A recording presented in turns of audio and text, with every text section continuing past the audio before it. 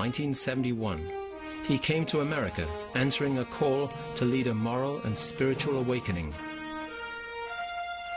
The Divine Principle, now published in English, allowed the movement and its message to spread around the world.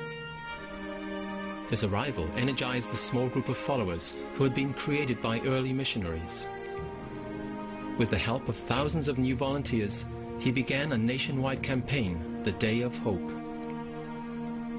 Though at this time he spoke almost no English, with the help of an interpreter, he took his message to cities all across America, including Washington, D.C.'s Listener Auditorium.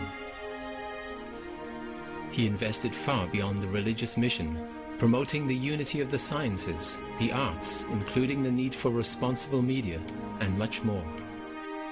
I greatly appreciated Reverend Moon's deep concern for the present predicament of mankind.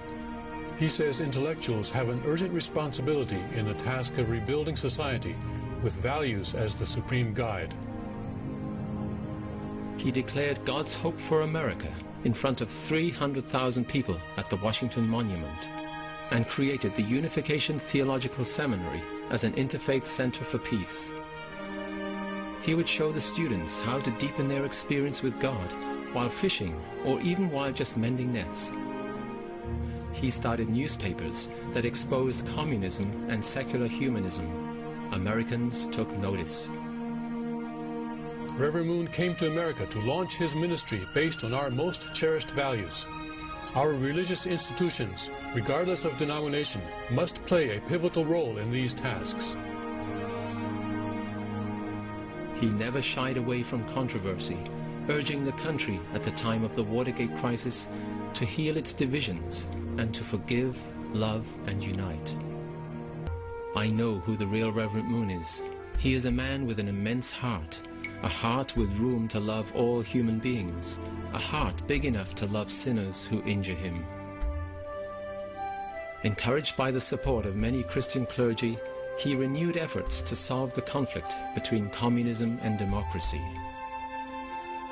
He sponsored fact-finding tours for Western journalists to visit the USSR and for Soviet journalists to visit the USA.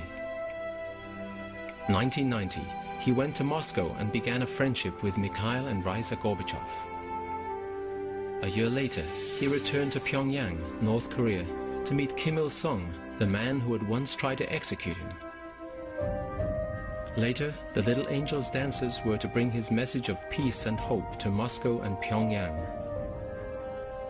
He renewed his outreach to leaders of the world's faiths, urging them to join with him to end global conflict, and the intercultural marriage blessing ceremonies grew to include all people beyond race, religion, or nationality.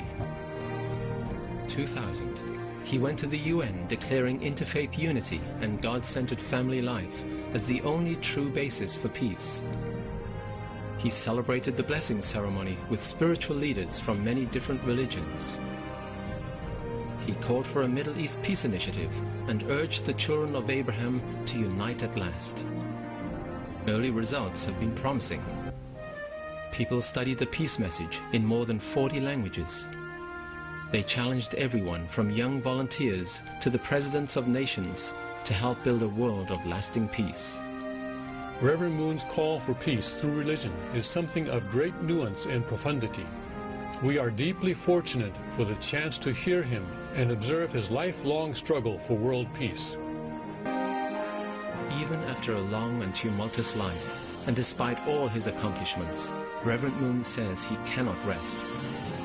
He continues to lead the movement he started all those years ago with unrelenting passion and commitment, determined to see the day when God himself will be liberated.